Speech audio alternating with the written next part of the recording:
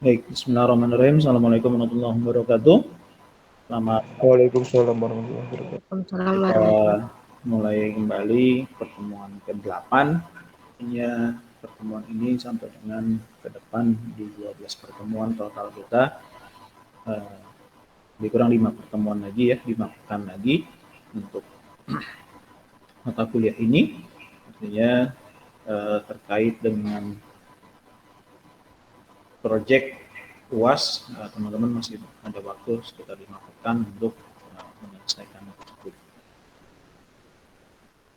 Materi hari ini kita akan membahas tentang use case.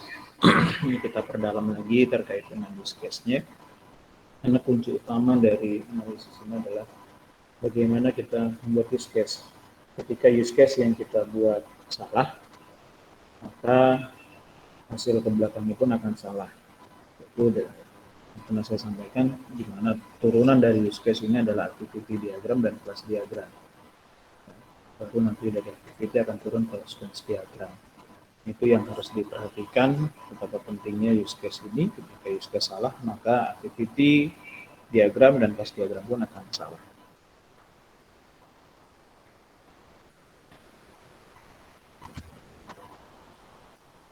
Kita perhatikan sebentar terkait dengan konsep dasar use case, di mana konsep ini merupakan bentuk penyederhanaan dari bisnis proses model.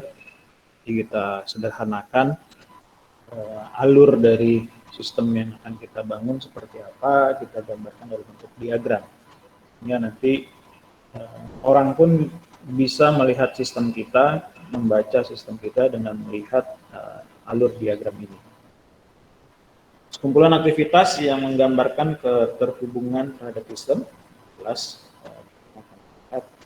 hubungan antara aktor dengan sistemnya seperti apa yang harus dilakukan oleh aktor, itu semua tergambar dalam diagram use case. Lalu dia digambarkan dalam sudut pandang masing-masing aktor. Semua aktor akan tergambar di sini. 10 aktor, maka 10 aktor pun akan terlihat aktivitasnya apa saja di dalam sistem tersebut. Selanjutnya, membantu menyusun ulang lingkup sistem menjadi bagian-bagian yang lebih dapat dikelola. Jadi, karena kita bisa melihat alur sistemnya seperti apa, maka kita akan tahu bagaimana cara mengelola sistem tersebut, bagaimana cara merunning sistemnya. Selanjutnya, memberikan cara bagaimana mengidentifikasi, menetapkan, melacak, mengontrol, dan mengelola kegiatan pengembangan sistem, terutama pengembangan instrumental dan operatifnya, serta menyajikan spesifikasi fungsional untuk mendesain antar muka pengguna dan sistem. Konsep dasarnya terkait dengan use case, jadi kita bisa melihat ya, bagaimana kita mengidentifikasi sistem tersebut, lalu menetapkan sistemnya seperti apa, melacak, atau di sini melacak adalah men-trace aktor tersebut melakukan apa saja, jika terjadi kesalahan dalam sistem pun akan bisa terlihat. Akhir adalah menyajikan kerangka kerja untuk mengarahkan proyek pengembangan sistem. Kalau dilihat dari definisi use case, di mana use case digunakan untuk menggambarkan interaksi antara pengguna sistem, yaitu aktor, dengan kasus, use case, yang disesuaikan dengan langkah-langkah atau skenario yang telah ditentukan. Menggambarkan fungsionalitas yang diharapkan dari sebuah sistem. Yang ditekankan adalah apa yang diperbuat sistem dan bukan bagaimana yang dilakukan oleh sistem. Jadi ini sedikit pengertian terkait dengan use case yang menggambarkan interaksi antara pengguna, ya, siapa pengguna sistem tersebut, yaitu adalah kita sebut dengan aktor, lalu kasusnya apa di dalam sistem tersebut kita sebut dengan use case, lalu kita sesuaikan dengan langkah-langkahnya, yaitu skenario-nya. Jadi bisa kita terjemahkan menggambarkan fungsionalitas yang diharapkan dari sebuah sistem. Yang ditekankan adalah apa yang dilakukan atau apa yang diperbuat oleh sistem dan bukan bagaimana sistem itu bekerja. Itu yang harus diperhatikan. Nah, kita sudah tahu kemarin lambang-lambang use case, ada aktor, oke, ini aktor, lalu lambang lingkaran ini sebagai use case-nya, lambang folder seperti ini sebagai catatan, lalu ada garis putus-putus ini berupa include atau extend, garis lurus ini berupa relasi aktif, garis lurus dengan anak panah terbuka ini relasi pasif, garis lurus dengan anak panah tertutup ini sebagai generalisasi.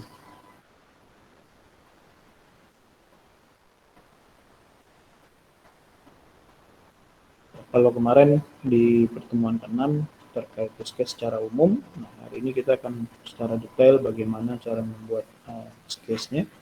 Perlu diperhatikan di sini, use case diberi nama yang menyatakan hal yang dicapai dari hasil interaksinya dengan aktor. Ini cara untuk membuat namanya. Jadi kita lihat dulu nama untuk penyebutan use case tersebut, dia harus menyatakan hal yang ingin dicapai dari hasil interaksi dengan aktornya.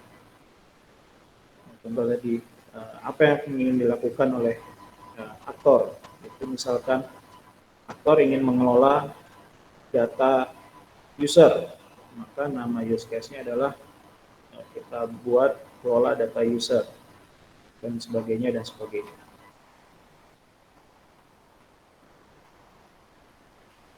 Use case dinotasikan dengan gambar horizontal atau elips, ya.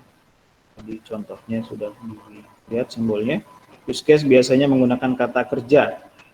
Nama use case boleh terdiri dari beberapa kata dan tidak boleh ada dua use case yang memiliki nama yang sama. Nah, ini kuncinya yang harus diperhatikan. Use case terdiri dari beberapa kata. Jadi contohnya adalah misalkan kelola data master. Ya, use case kelola data master. Nah, itu terdiri dari 3 suku kata. Itu dibolehkan. Yang tidak boleh dalam membuat use case atau penamaan use case adalah dua use case memiliki nama yang sama. Itu yang tidak boleh. Lalu sebuah use case bisa mempunyai dokumentasi. Letakkan use case utama Anda pada pojok kiri atas dari diagram. Lalu use case diagram tidak terpengaruh urutan waktu. Meskipun demikian, supaya mudah dibaca perlu penyusunan use case. Artinya di sini memang tidak ada pengaruh urutan waktunya, apa dulu yang harus kita kerjakan. Tapi tadi, agar kita mudah membacanya, maka tetap harus kita urutkan step by step-nya sesuai dengan sistem yang ada. Ya, tidak sembarangan kita membuat urutan-urutannya. Meskipun di sini dikatakan tidak terpengaruh urutan waktunya. Misalkan bisa saja masuk menu utama dulu di atas, baru data kelola master, baru di bawahnya login, seperti itu. Tapi itu terkesan sistem itu tidak berurut. Ya. Idealnya adalah ketika kita membuat use case, urutannya itu sesuai dengan step-step yang ada di dalam sistem tersebut. Kalau memang pertama stepnya adalah login, maka loginlah taruh di paling atas. Ya, setelah itu baru tahapan-tahapan selanjutnya apa? Itu susunan yang ideal seperti itu. Contoh seperti ini, ya. Kita lihat contoh pertama, di mana nasabah melakukan pembukaan rekening, lalu nasabah simpan uang, nasabah ambil uang, nasabah tutup rekening. Nah, lalu di sini ada input atau extend, simpan uang harus di atas 200.000. Nah, ketika kita melakukan pembukaan rekening, ada minimal saldo yang harus kita tabung. Seperti itu, ini sebagai catatannya. Nah, ini yang ideal, meskipun tadi dikatakan tidak ada pengaruh waktu, ya, tapi akan lebih mudah kita membaca sistem tersebut, bahwa cara kerjanya adalah nasabah pertama yang dilakukan adalah dia buka rekening, lalu menyimpan uang, lalu ambil uang, lalu menutup rekening. Ini tahapannya. Nah, kalau kita mengikuti aturan yang tadi, di mana tidak terikat oleh urutan waktu, seperti ini dia. Nasabah tutup rekening, simpan uang, buka rekening, ambil uang. Artinya berantakan di sini, tidak sesuai dengan urutan-urutan yang ada. Meskipun ini dibolehkan dalam membuat use case, tapi dari cara membaca sistem ini menjadi sistem yang berantakan. Ya. Ini harus diperhatikan. Jadi kurang tepat lah, meskipun ini dibolehkan, tapi kurang tepat jika kita membuat use case tidak berurutan sesuai dengan sistem yang ada. Jadi kuncinya adalah bagaimana kita menyesuaikan antara use case dengan sistem yang kita buat atau yang kita bangun. Jadi jangan sampai sistem bicara A, tapi kita menulis di use case-nya B atau C. Itu yang kurang tepat, meskipun itu dibolehkan. Lagi kita lihat ilustrasi use case, menggambarkan kebutuhan sistem dari sudut pandang user, memfokuskan pada proses komputerisasi, otomatis prosesnya, lalu menggambarkan hubungan antara use case dan aktor.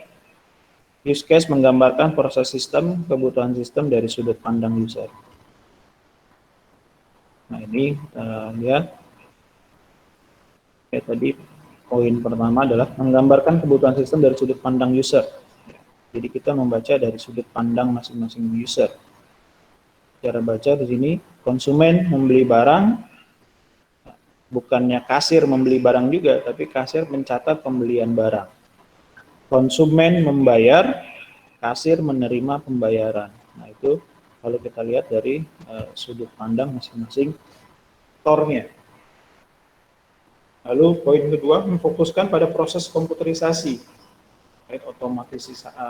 otomatisasi prosesnya. Menggambarkan hubungan antara use case dan aktor, use case menggambarkan proses sistem, kebutuhan sistem dari sudut pandang user.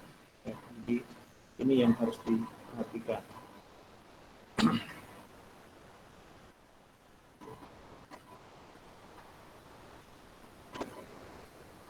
Ya. Kenapa gambar yang ini dinyatakan salah? Ya, tadi sudut pandangnya sudah berbeda. Kalau kita lihat sudut pandangnya kita baca dari sebelah sini, artinya seperti tadi di yang gambar pertama, di mana konsumen membeli barang, artinya kalau di gambar ini yang membeli kasir ini dia melakukan penjualan barang, sementara kasir dia tidak melakukan penjualan, dia hanya mencatat pembelian. Melakukan penjualan adalah bagian lain, seperti itu. Kasir melakukan terima bayaran. Ini yang kurang tepat untuk penggunaan kata terima bayaran tadi. Jadi penggunaannya kan di sini sebagai kata kerja dia, yaitu dia membeli barang, dia selaku konsumen membeli barang, lalu konsumen membayar. Kasir dia mencatat pembelian barang dan mencatat pembayaran, seperti itu. Itu yang harus diperhatikan dalam membuat use case-nya. Begitu juga gambar yang ketiga ini juga kurang tepat. Seperti ini dibacanya adalah kasir beli barang, kasir membayar. Ini yang kurang pas dalam penggunaan use case. Secara umum, use case adalah pola perilaku sistem, urutan transaksi yang berhubungan dilakukan oleh satu aktor. Ini yang harus diperhatikan. Jadi use case diagram itu kalau kita artikan secara umum, itu pola perilaku sistem. Dan yang kedua adalah urutan transaksi yang berhubungan yang dilakukan oleh satu aktor. Use case diagram terdiri dari use case, ada aktor, ada relationship-nya, ada sistem boundary box-nya, atau ini opsional bentuknya, atau package-nya ini juga opsional. Jadi yang umum sering ada di dalam use case itu adalah 3 poin ini, yaitu tadi use case-nya, lalu ada aktor, dan ada relationship-nya. Boleh ditambahkan sistem boundary box, ya seperti tadi ada catatan, saldo minimalnya tadi 200.000 atau apa, nah itu bentuk ini.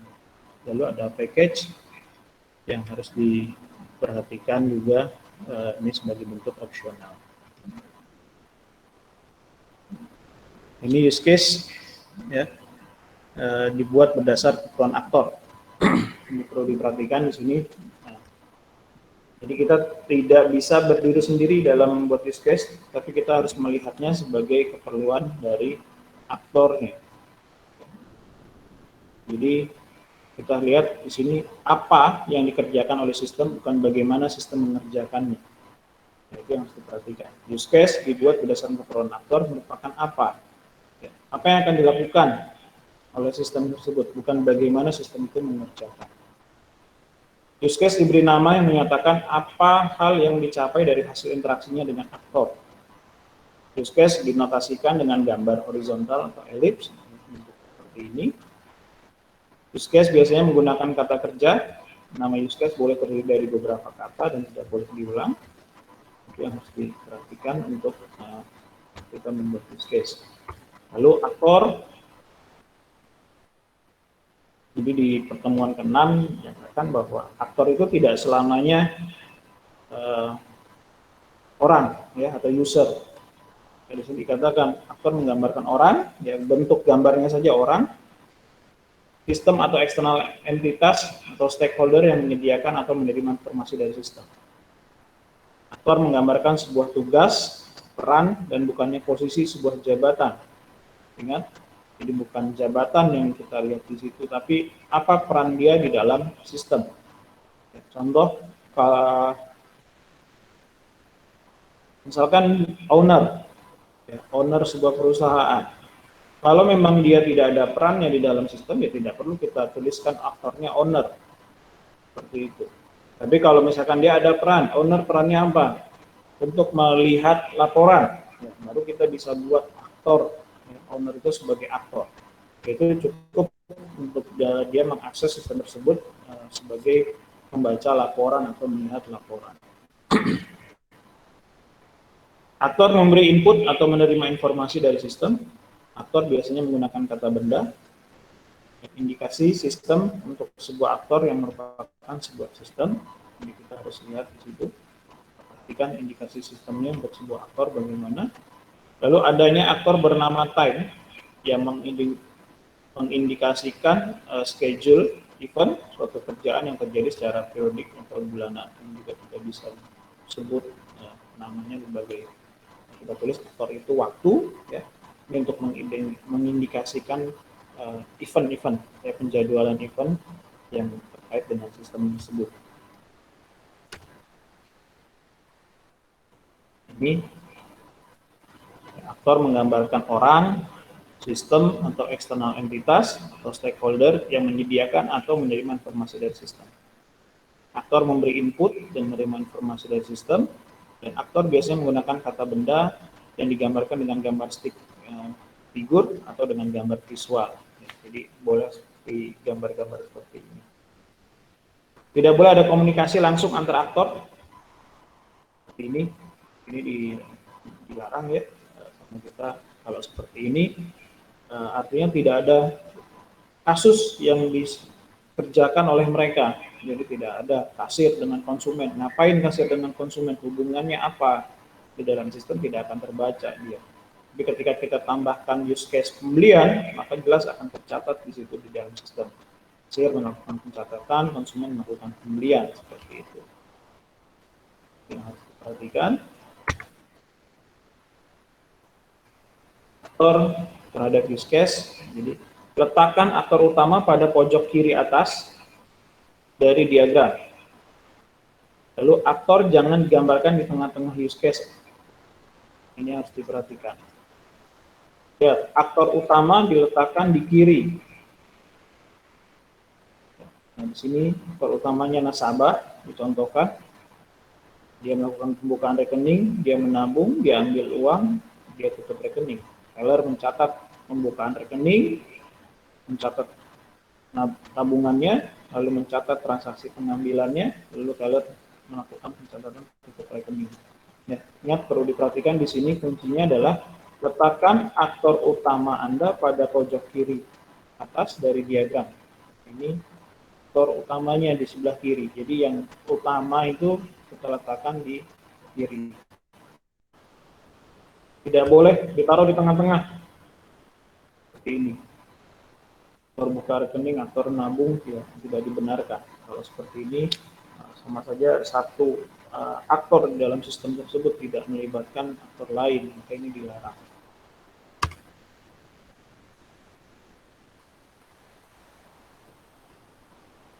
Nah, bagaimana kalau aktor itu bukan manusia? Ya, seperti ini misalkan.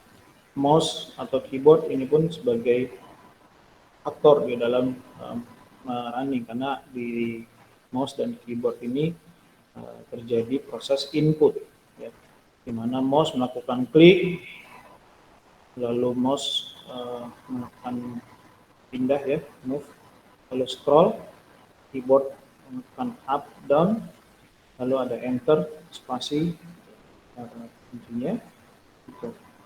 Include terhadap change focus, lalu include kembali, select any elemennya,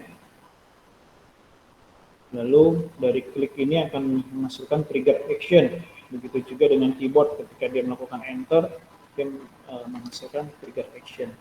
Nah, ini use case yang dilakukan oleh mouse dan keyboard.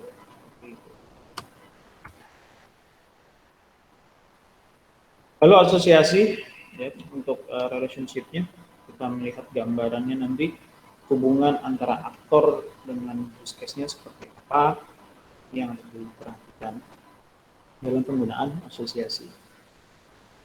Yang pertama, asosiasi bukan menggambarkan aliran data atau informasi. Lalu yang kedua, asosiasi digunakan untuk menggambarkan bagaimana aktor terlibat dalam use case. Selanjutnya yang ketiga, ada 4 jenis relasi yang bisa timbul pada use case diagram. Yang pertama, asosiasi antar aktor dan use case.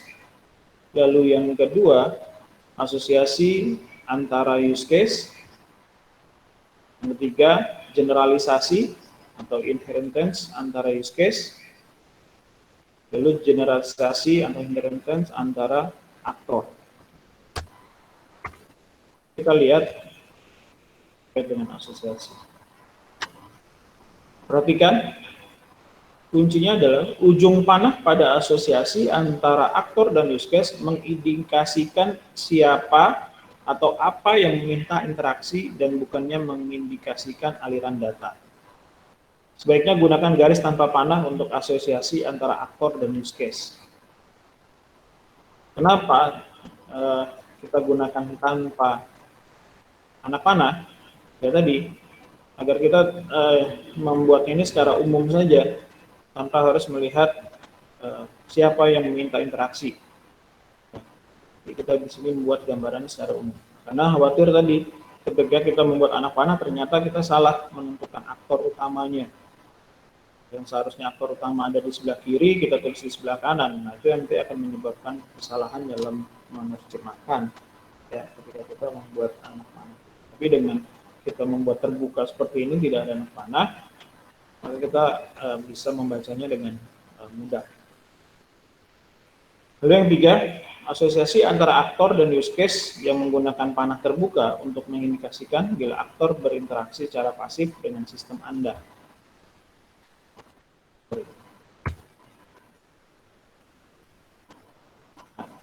Ketika aktor itu berinteraksi secara pasif, dia tidak berperan langsung kepada sistem, maka kita bisa menentukan dengan anak panah dia.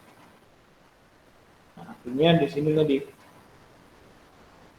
ketika terjadi kesalahan peletakan, ya, kalau di aktor tadi ditentukan adalah aktor utama kita letakkan di sebelah kiri, maka kita salah meletakkan, maka kita bisa membuatnya gini, konsumen dia berperan pasif, kan gitu. Artinya dia tidak terlibat langsung di dalam sistem. Yang terlibat langsung di dalam sistem adalah kasir. Dia melakukan penginputan, baik itu penginputan pembelian barang maupun penginputan pembayaran. Nah, ini yang kita bisa siasatinya seperti ini ketika kita salah meletakkan aktor seperti itu. Jadi perhatikan, ini menandakan bahwa si aktor dia pasif di dalam sistem tersebut. Nah, ini kemarin kita juga sudah membahas sedikit terkait dengan include, asosiasi, use case, include. Perhatikan, include ini termasuk di dalam use case lain, sebagai use case tambahan. Lalu pemanggilan use case oleh use case lain, contohnya adalah pemanggilan sebuah fungsi program. Gambarkan asosiasi include secara horizontal, tanda panah terbuka harus terarah ke sub use case-nya. Tidak boleh aktor dihubungkan pada use case include. Ya, jadi tidak dibenarkan ketika aktor langsung berhubungan dengan include dia. Jadi di sini kita lihat nasabah dia buka rekening, catat data pribadi. Ini salahnya di mana? Anak panahnya, ya, anak panahnya. Karena anak panahnya harusnya menghadap ke catat data pribadi. Ya, perhatikan, tanda panah terbuka harus terarah ke sub use case-nya. Jadi subnya itu adalah catat data pribadi. Kalau seperti ini gambarnya, anak panah mengarah pada buka rekening, ini menjadi hal yang salah. Kenapa? Mengartikan tadi ini adalah sub use case. Ini menjadi use case utama. Ini yang kurang tepat. Karena tadi aktor dia harus masuk ke menu utama dulu, baru masuk ke subnya. Ini yang salah dalam menentukan anak panah. Lalu yang kedua, gambar yang salah, ini pun salah ya. Nasabah melakukan buka rekening, lalu catat data pribadi. Nah, di sini tidak dijelaskan anak panah ini mengarah kemana. Jadi tidak tahu kita mana sub use case, mana yang use case utama. Lalu gambar ketiga, lihat ya di sini nyatakan include. Jadi si nasabah dia melakukan pembukaan rekening, baru masuk ke dalam sistem berikutnya yaitu pencatatan data pribadi. Jelas di sini anak panahnya mengarah kepada use case data pribadi selaku sub dari buka rekening. Itu bagaimana kita menggambarkan include. Ya. Garisnya dalam bentuk garis putus-putus ya.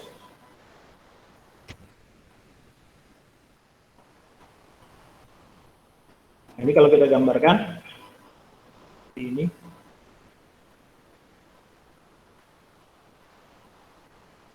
ada pelanggan melakukan registrasi, pelanggan melakukan login, pelanggan lihat katalog, pelanggan pilih e-book, pelanggan pesan e-book, pelanggan pembayaran.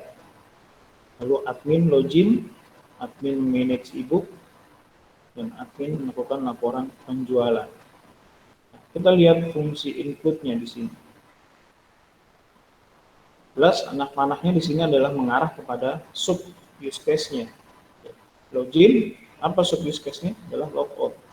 Jadi setelah login dia logout. Jadi tidak mungkin dia bisa langsung masuk ke logout tanpa harus login dulu. Jadi dia wajib login baru bisa masuk ke logout selaku sub dari login. Begitu juga lihat katalog dari sisi admin. Admin dia tidak bisa melihat katalog sebelum dia masuk ke manage e-book terlebih dahulu. Ya, jadi admin masuk ke manage e-book, setelah masuk dia baru bisa membuka lihat katalog. Begitu juga admin dalam membuat laporan penjualan, dia tidak bisa langsung lompat ke pembayaran atau ke sub use case pembayaran, tapi dia harus masuk terlebih dahulu ke use case utamanya laporan penjualan, baru setelah itu dia bisa masuk mengambil catatan-catatan pembayaran yang terjadi, transaksi yang terjadi. Nah, maka include-nya atau anak panah mengarah pada sub use case-nya sebagai pembayaran. Dari sisi admin, pembayaran menjadi sub use case, tapi dari sisi pelanggan, pembayaran ini menjadi menu utamanya. Jadi seperti itu. Begitu juga dengan yang lihat katalog, dari sisi pelanggan, ini use case utama. Sementara kalau dari sisi admin, lihat katalog adalah sub use case dari manage e-book. Seperti itu. Ya, sampai di sini ada yang mau ditanyakan sebelum kita lanjut?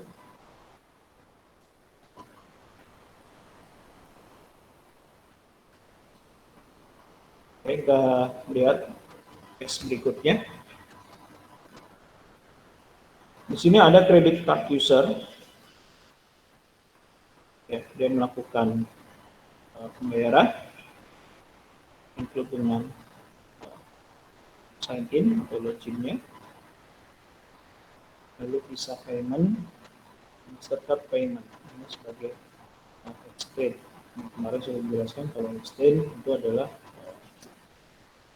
dari ini subnya ya, ini kita bisa melakukan pembayaran langsung tanpa masuk sub use case apa ke menu utama dulu, tapi langsung ke sub use case nih seperti itu. Berbeda dengan input.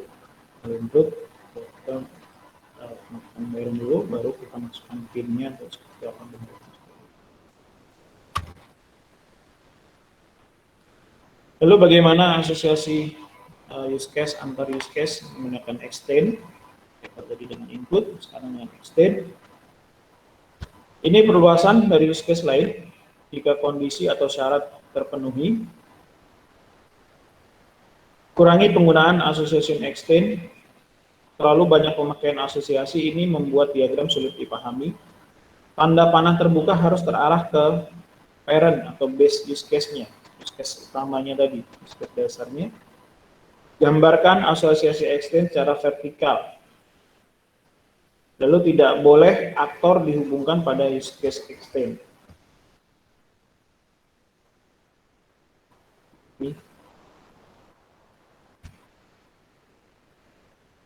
Ini tadi gambar yang salah, kita lihat. Nasabah buka rekening, dia buka deposito. Ini tadi poin ketiga kita lihat, tanda panah terbuka harus terarah ke parent atau ke base use case, bukan ke sub use case. Nah, di gambar yang pertama ini, anak panahnya mengarah terbuka kepada sub use case. Nah, itu yang kurang tepat. Lalu yang kedua kita lihat, ini juga sama. Ini kesalahannya adalah anak panahnya sudah benar mengarah kepada parent-nya atau base use case-nya. Tapi dalam penggambaran yang kurang tepat.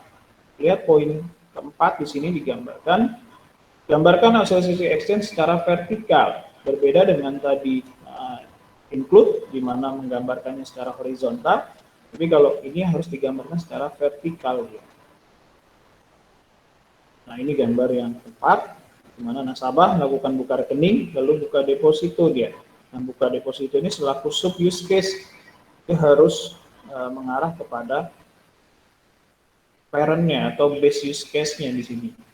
Itu yang harus diperhatikan.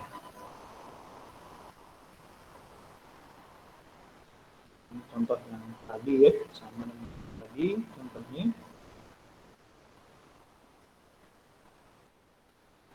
Nah, selanjutnya generalisasi. Generalisasi digambarkan dengan sebuah garis berpanah tertutup pada salah satu ujungnya yang menunjukkan lebih umum. Harus digambarkan secara vertikal. Generalisasi antar use case dibuat ketika ada sebuah keadaan yang lain atau perlakuan khusus. Inherenting use case di bawah base atau parent use case-nya. Lihat contohnya, ingat dia harus berbentuk vertikal. Jadi gambar pertama jelas kenapa ini salah, karena tadi ini menjadi bentuknya horizontal ya. Oh, gambar kedua dikatakan salah karena lihat inherent use case dia di bawah base-nya, ya di bawah induknya.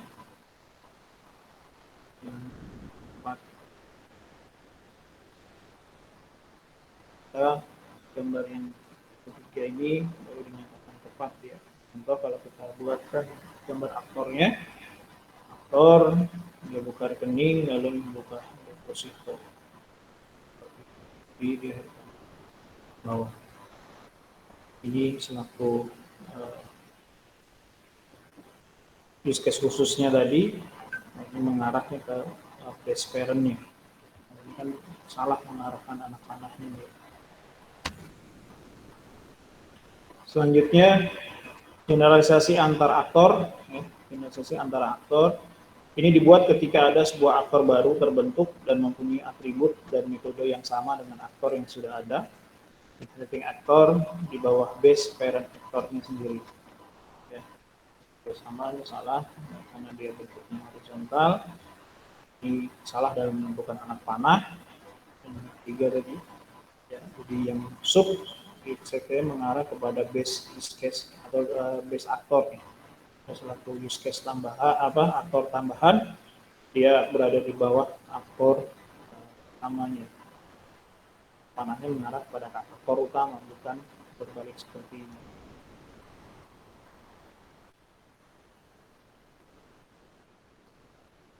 Ini terkait dengan sistem boundary box. Ya, jadi digambarkan di atas. Boundary box ini sebagai opsional, boleh ada, boleh tidak. Ya, katakan sebagai frame yang pertama. Kita lihat digambarkan dengan kotak di sekitar use case untuk menggambarkan jangkauan sistem Anda, scope of your system. Biasanya digunakan apabila memberikan beberapa alternatif sistem yang dapat dijadikan pilihan. Lalu sistem boundary box dalam penggunaannya ini opsional. Ya, jadi untuk memberikan scope atau batasan sistem ini dilakukan hanya sampai di sini, maka kita berikan pembatasan. Jadi di gambar yang pertama ini ada dua scope, ada dua batasan. Mana batasan yang pertama, customer melakukan pencarian, lalu place order. Lalu scope yang kedua, batasan yang kedua, setelah melakukan pencarian item, lalu place order, lalu dia membutuhkan option help-nya, ya, bantuan selanjutnya. Nah, ini tahapan selanjutnya adalah scope lainnya, dibuatlah seperti ini.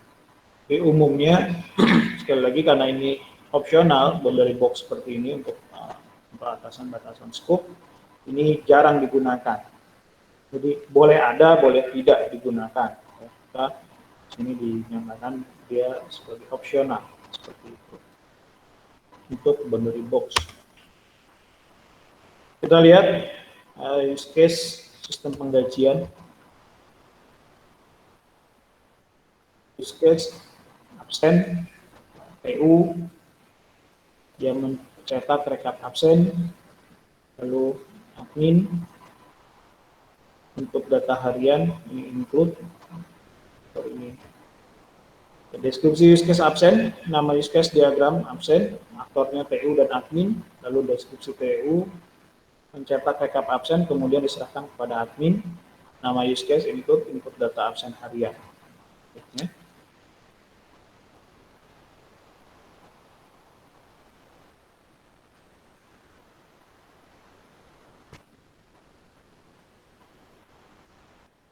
Selanjutnya kalau kita lihat lagi contohnya, rekap biodata pegawai, PU melakukan catatan, cetak rekap pegawai, diserahkan kepada admin, lalu data yang digunakan adalah input data pegawai, pendidikan, dan keluarganya.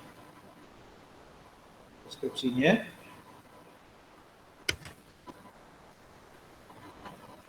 lalu bagaimana use case pengolahan daftar data pegawai dan gaji.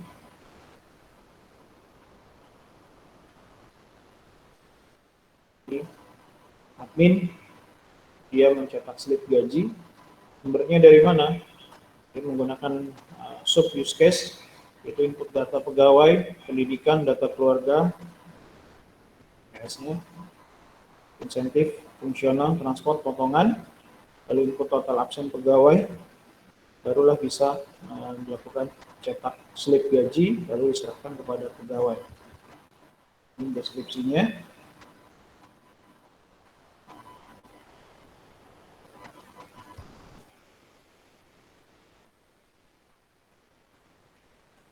Nah ini juga sama contoh-contoh use case yang bisa dibuat.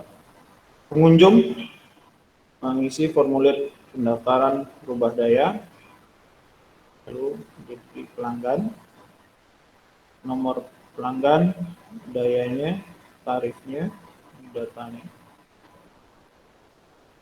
Ini data ini merupakan stain antara nomor pelanggan, daya, dan tarif ini include. Ya, setelah kita mengisi formulir, maka kita bisa menginput nomor pelanggan, daya yang kita inginkan, lalu berapa tarifnya, kita bisa lihat di sini. Ya, kalau include, sekali lagi, kita tidak bisa masuk ke sub use case sebelum kita masuk ke base use case-nya. Kita belum bisa melakukan masuk ke dalam use case nomor pelanggan, daya, dan tarif kalau kita belum masuk ke use case utamanya atau base use case-nya. Itu pengertian dari include. Anak panahnya jelas dari sub use case mengarah kepada use case utama. Sementara kalau extend, ya, ini dia bisa langsung masuk ke data ini tanpa mengisi formulir data. Use case tambahannya ya, data 01. Kemudian ini data yang tidak terlalu diperlukan sebenarnya. Jadi dia bisa langsung masuk ke dalam ini tanpa harus mengisi formulir. Itu.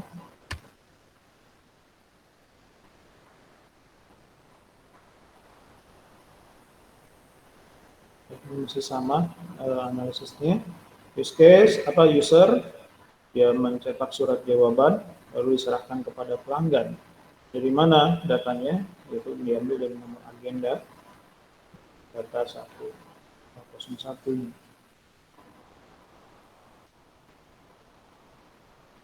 Ini sama ya.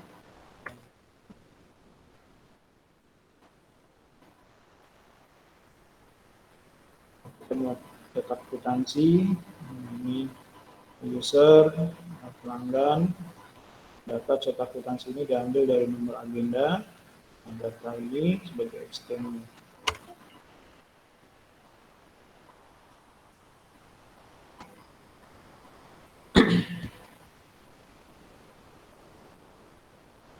Ini contoh-contoh kita bisa menganalisa terkait dengan use case yang ada.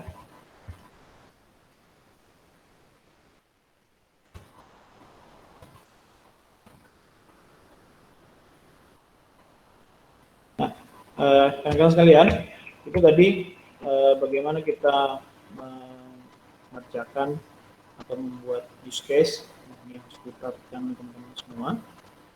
Nah, hari ini kita masih ada waktu lebih kurang 1 jam untuk menyelesaikan. Silakan teman-teman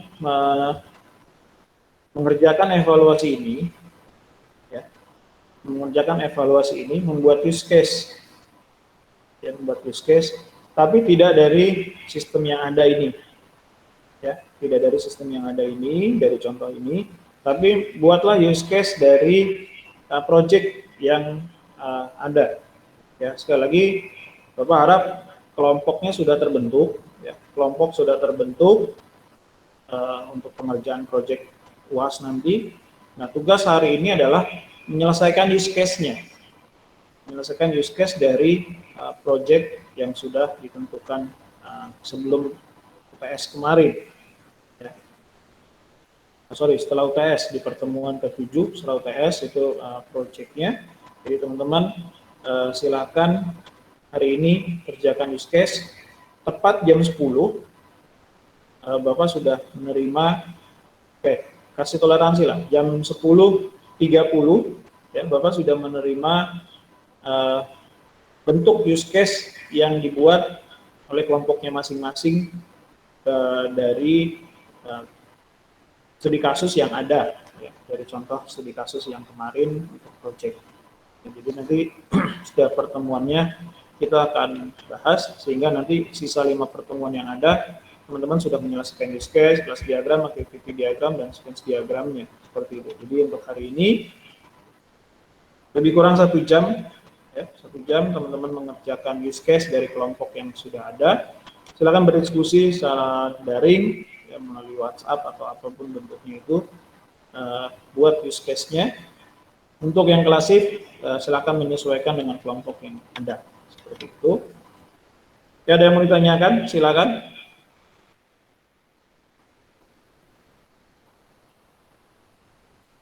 Tidak, Pak. Ya, kenapa, Dik? Silakan. Ini tinggal ngelanjutin yang kemarin aja ya, Pak ya? Ya, yang dari project kemarin, project untuk UAS. Baik, Pak. Kelompoknya sudah dibuat kan, Dik? Sudah, Pak. Nah, oke. Yang lain silakan, ada lagi?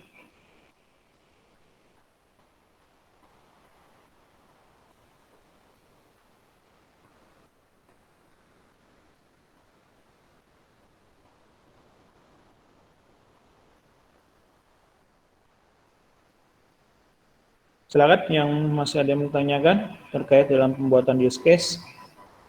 Ini kisi-kisinya sudah jelas terkait dengan use case. Nanti tinggal teman-teman menyelesaikan use case-nya hari ini. Silakan berdiskusi secara virtual menggunakan WhatsApp, karena WhatsApp kan bisa ya untuk video conference lebih dari 2 orang, silakan kelompoknya bisa melakukan diskusi untuk pembuatan use case. Oke, sebelum diakhiri, ada yang mau ditanyakan?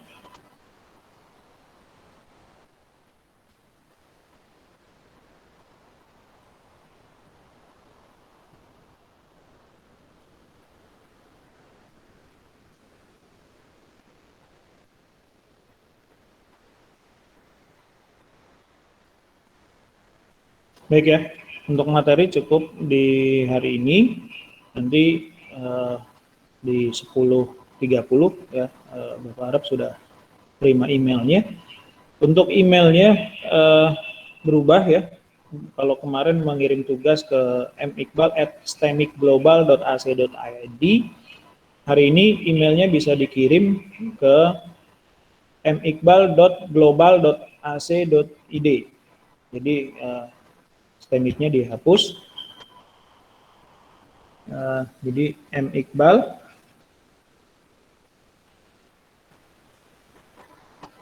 ya,